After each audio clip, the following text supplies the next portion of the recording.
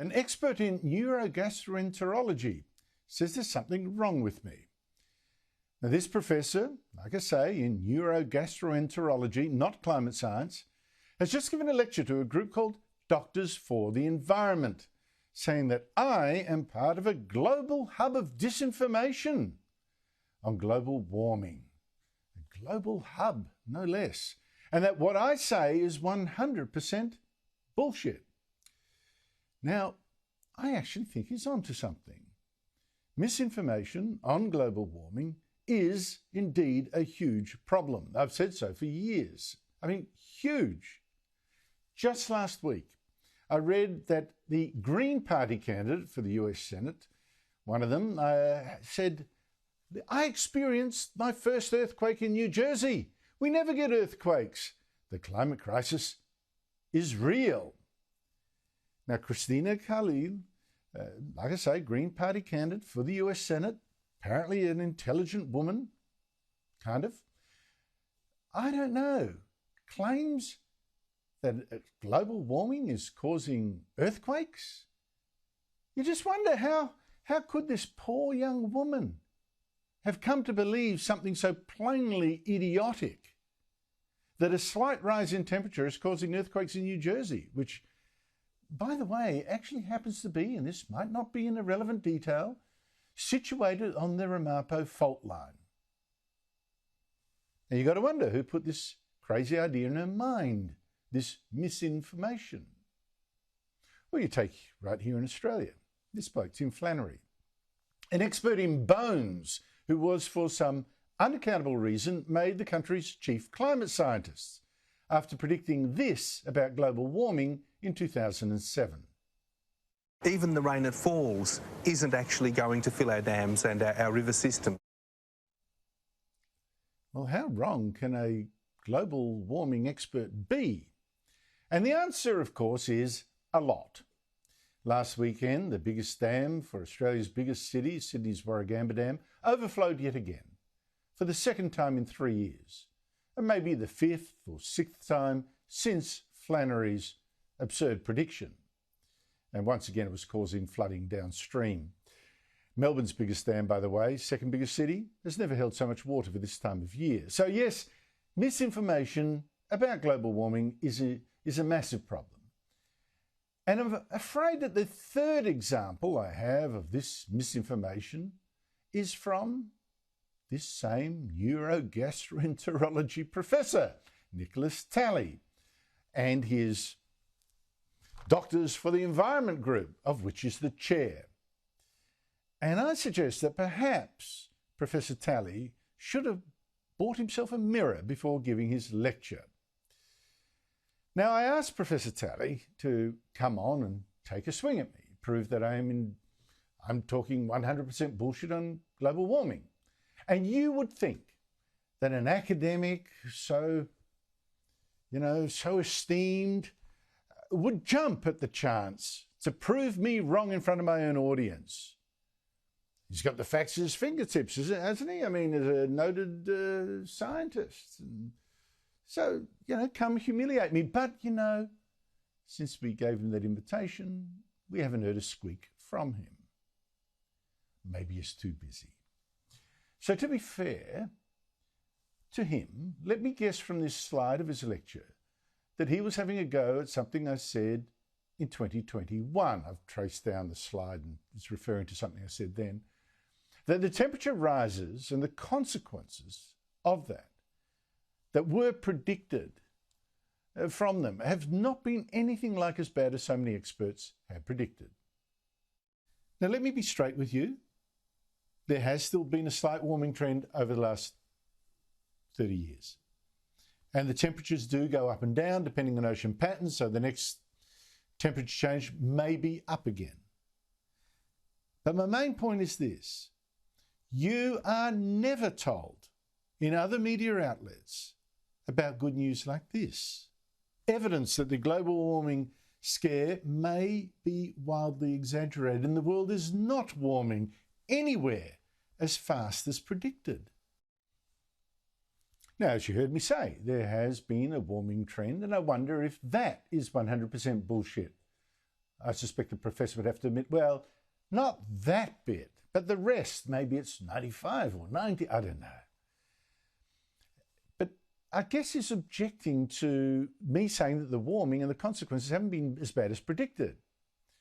And I say that because I at least remember all the headlines a decade or more ago of 6 degrees of warming this century. A catastrophe. I remember this documentary about it on TV as well. If temperatures soar by 6 degrees within less than a century, that we're going to face nothing less than a global wipeout. Except, of course, all that we've got so far is a gentle rise of about 0.2 degrees a decade, says America's National Oceanic and Atmospheric Administration. And if that goes on for another 76 years, that should give us a 2-degree rise for the century, if it continues. And from what we've seen so far, we have to wonder how catastrophic this warming has been, or probably will be. For instance, the world's grain harvests have actually increased over the last, well, certainly this decade, from what it was decades before. Our water supplies in Australia have increased. Our chance of dying in a climate-related disaster has fallen dramatically over the century. So I ask again, why is the panic? And who has been spreading that climate disinformation that has so many children thinking, oh my goodness, the end of the world is nigh, I'll probably be killed by climate change? Professor Talley, was that actually you? Are you the guy, you and your doctors for the environment? Are you the ones actually spreading 100% bullshit? Because I read this so-called fact sheet from the Doctors for Climate website, and I am shocked. Doctors for the Environment it is. And I'm shocked to find that it says extreme weather events like floods, cyclones, droughts and so on are now more severe and generally more common than in the recent past, with climate change being the major driver of this change. That's what they say. Except that's not what the top climate science body says. In fact, the top alarmist body even, the United Nations Intergovernmental Panel on Climate Change. They don't say that. No, they say, well, actually, in their latest combined report, there is low confidence in the claim of more heavy rain and river floods. And actually low confidence that we could blame any floods on humans or their gases. So the Doctors for the Environment are wrong. Same thing with droughts. The IPCC says, well, you can't actually see much change in them either, in any region of the world. And as for cyclones, which Professor Talley's Doctors for the Environment says, oh, going to get more and worse.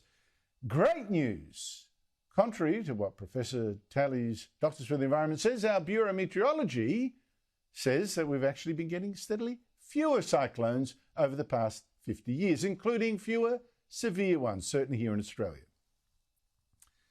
So, Professor Talley, his Doctors for the Environment, spreading misinformation. Spreading misinformation with a Tim Flannery-like abandon. I'll give you one last example of that. Professor Talley's Doctors for the Environment also claims that the death toll from heat waves in Australia has exceeded that for any other environmental disaster. And the same is true for Europe and the USA. Global warming, you know.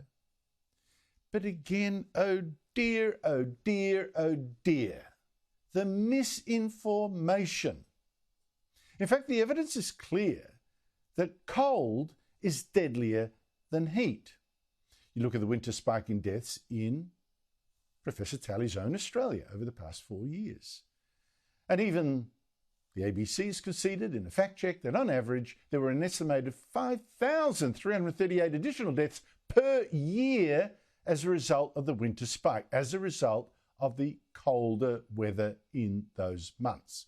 And that, it said, equates to a 14.7% increase in winter deaths over other seasons.